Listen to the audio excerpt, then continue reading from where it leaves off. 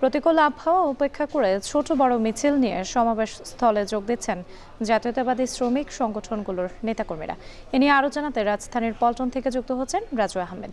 রাজু, সমাবেশ স্থলে নেতাকর্মীদের সমাগম শুরু হয়েছে কিনা, সার্বিক প্রস্তুতি কেমন দেখছেন?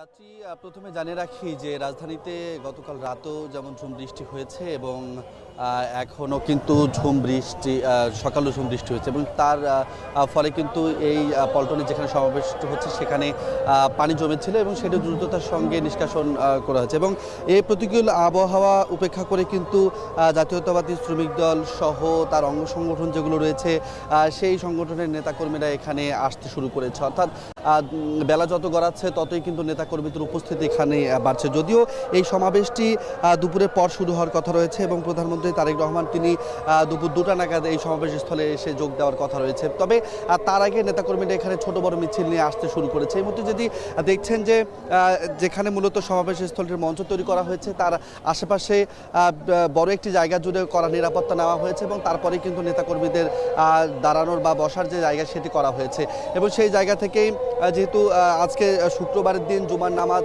আছে, নামাজের পরে আরও জনসমাগম এখানে বাড়তে পারে বলে কিন্তু ধারণা করা হয়েছে। আমরা এখানে শ্রমিকদের সঙ্গে কথা বলছি, তারা যেমনটি বলছেন যে যেহেতু শ্রমিকদের অধিকার আদায়ের দিন এটি, এই দিনে যেহেতু শ্রমিকরা তাদের লড়াই সংগ্রামের যে মাহাত্ম্য তুলে ধরেছিল, সারা বিশ্বের কাছে যে মর্যাদা আসলে তারা চেয়েছিল সেই মর্যাদার জায়গাটা অক্ষুণ্ণ রাখতে মূলত এই দিনটিকে তারা স্মরণ করেছেন এবং সেই জায়গা থেকে মূলত তারা আজকের এই দিনটি পালনের জন্য আজকে এখানে এসেছেন এবং সেই জায়গা থেকে সরকারের প্রতি নেতাকর্মীদের আহ্বান রয়েছে এবং যারা শ্রমিক রয়েছেন তারা আহ্বান রয়েছে শ্রমিকদের ন্যায্য অধিকার যেন প্রতিফলন হয় আগামী দিনগুলোতে, সেই বাস্তবতা মূলত তারা চেয়েছেন।